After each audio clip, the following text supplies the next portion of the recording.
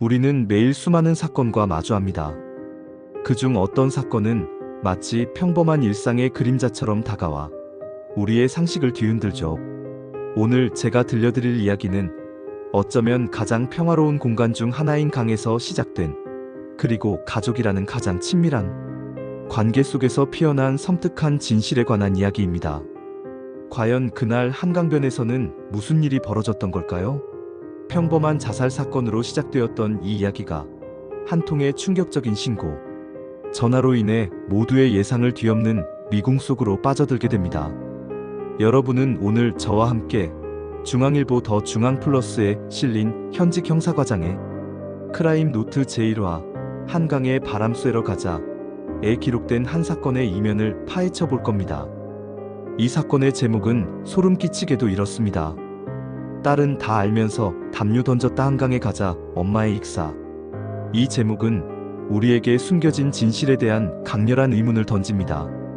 과연 딸은 무엇을 다 알면서 침묵했던 것일까요?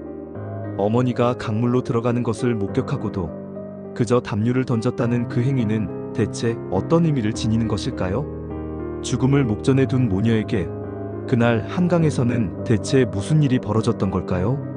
오늘 그 충격적인 진실을 파헤쳐 보겠습니다. 몇 해 전 뜨거운 6월의 어느 날이었습니다. 이른 더위가 기승을 부리던 서울의 하늘 아래 한강은 여전히 차가운 강바람을 뿜어내고 있었죠. 그날 오후 경찰서로 한 통의 신고 전화가 걸려왔습니다. 둔치에 빈 휠체어가 버려져 있다. 현직 형사들은 늘 그렇듯 또 하나의 자살 사건일 거라 짐작했습니다. 신고가 접수된 곳은 인적이 드문 둔치 가장자리였습니다. 그곳에는 빈 휠체어 하나가 덩그러니 놓여 있었고 슬리퍼 한 켤레가 그 곁을 지키고 있었습니다. 휠체어의 주인은 온데간데 없었고 강으로 이어지는 비탈길 위에는 누군가 미끄러지듯 쓸려 내려간 듯한 희미한 자국만이 남아 있었습니다. 그 흔적은 마치 스스로 강물 속으로 걸어 들어갔다는 듯 섬뜩한 침묵 속에 이야기를 하고 있었죠. 이곳은 과연 단순한 유기 현장일까요? 아니면 마지막 선택이 이루어진 비극적인 장소였을까요? 형사들은 깊은 고민에 빠질 수밖에 없었습니다. 곧바로 한강경찰대와 함께 대대적인 수색이 시작되었습니다. 드넓은 강물과 둔치 일대를 샅샅이 뒤지는 시간은 숨막히는 긴장의 연속이었습니다. 과연 이 차가운 강물 속에서 어떤 진실이 잠겨 있을지 모두의 시선은 강물에 고정되었습니다. 얼마 지나지 않아 강 하류 근처에서 한 여인의 모습이 발견되었습니다. 그녀는 물 위에 엎드린 채 발견되었고 발견 즉시 인양되었지만 이미 숨이 끊긴 상태였습니다. 차갑게 식어버린 그녀의 몸은 그날 한강변에서 벌어졌던 비극적인 이야기를 침묵하고 있는 듯했습니다. 그녀의 시신은 곧바로 병원 영안실로 옮겨져 검시가 이루어졌습니다. 60대 후반으로 추정되는 여성, 깡마른 체형에 헐렁한 잠옷 차림. 당시 그녀를 특정할 수 있는 단서는 그 어디에도 없었습니다. 몸에는 특별한 외상도 없었으며 사인은 명백한 익사로 추정되었습니다. 단순한 실족사나 자살로 사건이 종결될 수도 있었던 상황. 하지만 수사팀은 혹시 모를 가능성에 촉각을 세웠습니다. 어딘가 석연치 않은, 그러나 명확한 증거가 없는 이 불확실한 상황 속에서 형사들은 긴장의 끈을 놓을 수 없었습니다. 이제 남은 것은 그녀의 신원을 확인하는 일뿐이었습니다. 지문 채취를 통해 마침내 그녀의 신원이 밝혀졌습니다. 그녀는 서울 땡땡동에 거주하던 68세 이경자 씨였습니다. 이경자 씨의 죽음은 이대로 평범한 익사 사건으로 마무리되는 듯 보였습니다. 그러나 바로 그날 밤 모든 것을 뒤흔드는 한 통의 전화가 수사팀을 다시 한번 긴장감에 휩싸이게 만들었습니다. 제 처가 장모님이 강에 들어가는 걸 봤다고 합니다. 놀랍게도 신고자는 숨진 이경자 씨의 사위였습니다. 이 충격적인 고백은 단순 익사로 보였던 사건을 전혀 다른 방향으로 이끌기 시작했습니다. 장모님이 강에 들어가는 것을 봤다는 말. 이 말은 과연 무엇을 의미하는 걸까요? 왜 사위는 이제야 이런 이야기를 꺼낸 것일까요? 그리고 가장 중요한 질문은 그녀의 딸은 어머니가 강물로 들어가는 것을 보면서도 왜 아무런 행동도 취하지 않았는가 하는 것이었습니다. 밤늦은 시각, 숨진 이경자 씨의 딸 정영란 씨가 경찰서에 출석했습니다. 어머니가 세상을 떠났음에도 놀랍게도 영란 씨의 얼굴에는 아무런 감정이 묻어나지 않았습니다. 차 한 잔을 건네며 형사들은 그녀에게 마음을 정리할 시간을 주고자 했습니다. 하지만 그녀의 무덤덤한 표정은 오히려 형사들의 의심을 깊게 만들었습니다. 과연 이 딸의 내면에는 어떤 감정의 폭풍이 휘몰아치고 있었던 것일까요? 이제 우리는 이경자 씨의 삶과 딸 영란 씨의 관계에 대해 좀 더 깊이 들어가 봐야 합니다.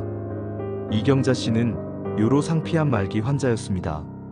수차례의 항암 치료에도 병세는 악화되었고 끝내 치료 불능 판정을 받았습니다. 삶의 마지막 단계에 접어든 어머니에게는 얼마나 고통스러운 시간이었을까요? 남편은 이미 10년 전 세상을 떠났고 그녀 곁엔 딸 영란 씨 하나뿐이었습니다. 영란 씨가 결혼하면서 그녀는 한동안 홀로 지냈습니다. 하지만 어머니의 몸이 점점 움직이지 않게 되자 경기도 모 지역에 살던 영란 씨가 그녀를 돌보기 위해 함께 살기 시작했습니다. 딸 영란 씨에게 어머니는 유일한 가족이자 오랜 병고에 시달리는 나약한 존재였습니다. 그러나 모녀의 동거는 결코 쉽지 않았습니다. 이경자 씨는 진통제 없이는 밤을 넘기기 어려웠고 잠들지 못한 새벽마다 딸 영란 씨를 바라보며 미안하다는 말을 되뇌곤 했습니다. 그녀는 살아있는 것이 그리고 딸에게 짐이 되는 것이 더 이상 견딜 수 없는 고통이었다고 합니다. 암세포는 이미 폐와 간으로 전이되었고 병원비는 눈덩이처럼 불어났으며 미래는 그야말로 막막했습니다. 이경자 씨와 딸 영란 씨는 말 그대로 한계에 다다른 채 점점 지쳐갔습니다. 그러던 어느 날 이경자 씨는 평소보다 이른 아침에 일어났습니다. 딸 영란 씨가 차려준 밥을 조용히 먹었습니다. 그러곤 믿을 수 없는 한마디를 내뱉었습니다. 한강에 바람 쐬러 가자. 영란 씨는 그 말의 의미를 이미 알고 있었습니다. 어머니 경자 씨는 통증이 심할 때마다 한강에 가서 죽고 싶다라고 말하곤 했기 때문입니다. 딸의 마음은 어떠했을까요? 어머니의 마지막 소원을 들어줘야 하는 걸까? 아니면 이 비극을 막아야 하는 걸까? 아마도 영란 씨는 그 자리에서 깊은 갈등과 절망에 빠졌을 것입니다. 영란 씨는 어머니에게 말없이 하얀 양말을 신겨주고 휠체어에 태웠습니다. 택시를 불러 타고 한강 근처에 도착해 휠체어를 밀며 둔치로 향했습니다. 휠체어 위 어머니는 담요로 몸을 폭 감싸고 있었습니다. 두 사람은 강물 앞에 섰습니다. 아무 말이 없었습니다. 그저 흐르는 물소리만이 두 사람 사이의 시간을 대신했습니다. 그리고 비극적인 순간이 다가왔습니다. 어머니가 휠체어에서 몸을 일으켰습니다. 영란 씨가 놀라 붙잡자 어머니는 조용히 손을 뿌리쳤습니다. 그 눈빛은 단호했고 오히려 평온했습니다. 마치 삶의 마지막 순간을 받아들인 사람만이 가질 수 있는 평온함이었습니다. 이경자 씨는 마지막 힘을 다해 강가로 향했고 영란 씨는 그런 그녀를 바라보다 담요를 던져주었습니다. 어머니는 그 담요를 바닥에 깔고 울퉁불퉁한 비탈을 기어내려가 강물 속으로 조용히 몸을 담갔습니다. 그리고 영란 씨는 아무 말도 하지 않았습니다. 그저 바라보고만 있었습니다. 어머니의 모습은 강물 속으로 잠기기 시작하더니 이내 자취를 감췄습니다. 어머니의 모습이 사라진 후 영란 씨는 그 길로 집으로 돌아갔습니다. 그리고 어머니의 옷, 신발, 이불 등 유품을 정리했습니다. 장례는 조용히 빈소도 없이 곧바로 화장으로 마무리되었습니다. 모든 것이 너무나도 침묵 속에서 마치 아무 일도 없었던 것처럼 진행되었습니다. 이 끔찍한 침묵 속에 숨겨진 딸의 마음은 과연 무엇이었을까요? 수사팀은 이 사건이 단순히 법조문 몇 줄로 정리될 수 없는 이야기임을 직감했습니다. 하지만 법은 냉정했습니다. 형사들은 영란 씨에게 존속유기치사라는 차갑고 무정한 이름의 죄를 적용했습니다. 존속유기치사인은 직계존속, 즉 부모를 유기하여 사망에 이르게 한 죄를 뜻합니다. 가족이라는 가장 기본적인 울타리 안에서 발생한 이 끔찍한 가능성은 수사관들의 마음에도 깊은 그림자를 드리웠을 것입니다. 하지만 그 이름에 담긴 현실은 상상보다 훨씬 고통스러웠습니다. 조사를 받던 영란 씨는 겉으로는 담담한 얼굴이었지만 그 안에는 견디기 힘든 죄책감이 깊이 새겨져 있었습니다. 수사 과정에서 영란 씨의 삶의 무게가 드러났습니다. 그녀는 미성년 자녀 둘을 홀로 키우고 있었습니다. 남편은 건강이 좋지 않아 경제적 활동을 하기 어려운 상황이었습니다. 그녀 자신도 매주 정신과에서 약을 타먹고 있었습니다. 그 지친 일상 속에서 영란 씨는 오래된 병과 고통에 몸을 구기며 매일 밤 우는 어머니의 모습을 지켜본 것입니다. 영란 씨는 형사에게 털어놓았습니다. 엄마가 너무 괴로워했어요. 차라리 그냥 편하게 보내드리고 싶다는 생각이. 그날은 정말 아무 말도 할 수 없었어요. 그녀는 어머니를 미워한 것이 아니었습니다. 오히려 그 누구보다 사랑했기에 그 마지막을 말릴 수 없었던 것이라고 말했습니다. 하지만 사랑이 모든 것을 덮어줄 순 없었습니다. 형사로서 그들은 영란 씨의 감정을 이해하면서도 유기라는 이름의 책임을 묻지 않을 수 없었습니다. 영란 씨는 어머니를 직접 죽이지 않았습니다. 하지만 보호 의무가 있는 자로서 그 마지막 걸음을 지켜본 죄, 즉 그 침묵과 방관이 법 앞에선 죄가 된 것입니다. 형법 제271조 유기죄는 다음 세 가지 요건이 모두 충족돼야 성립한다고 합니다. 도움이 필요한 사람, 보호 의무가 있는 자, 유기의 행위. 영란 씨는 어머니가 자력으로 걷기도 힘든 상태였음을 알았고 그녀의 죽음이 가까웠다는 것도 알고 있었습니다. 그럼에도 강물 앞에서 그녀는 아무 말 없이 멈췄고 어머니는 그렇게 물속으로 걸어 들어갔습니다. 구조 요청도 제지도 없었습니다. 어머니가 고통스러운 삶의 끝을 받아들이고 싶었는지 아니면 어머니의 뜻을 거스르고 싶지 않았는지는 오직 영란 씨만이 알 것입니다. 하지만 법은 말합니다.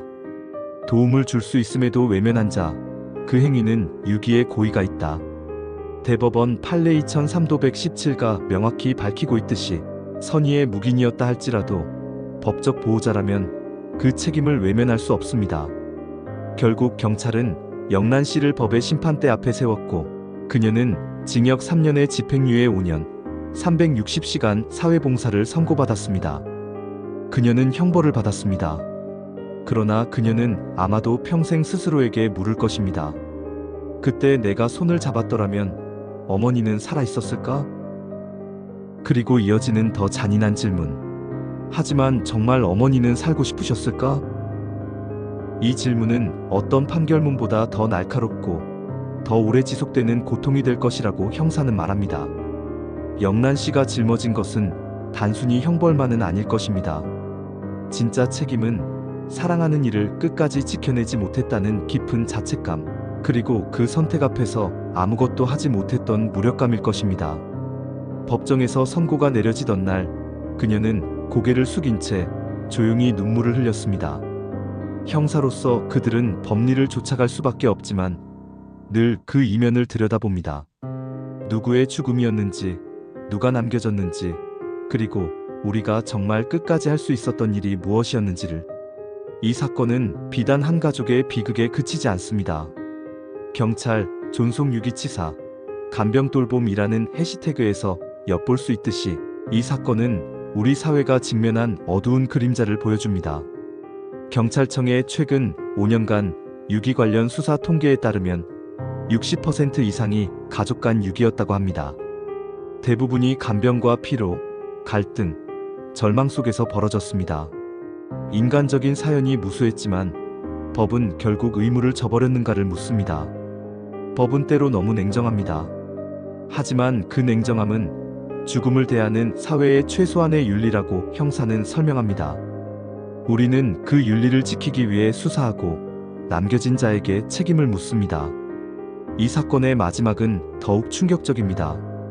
영란 씨에게 징역 3년, 집행유예 5년, 사회봉사 360시간이 선고되기 한 달여 전 영란 씨의 남편이 뇌출혈로 쓰러져 움직일 수 없는 상태가 되었습니다.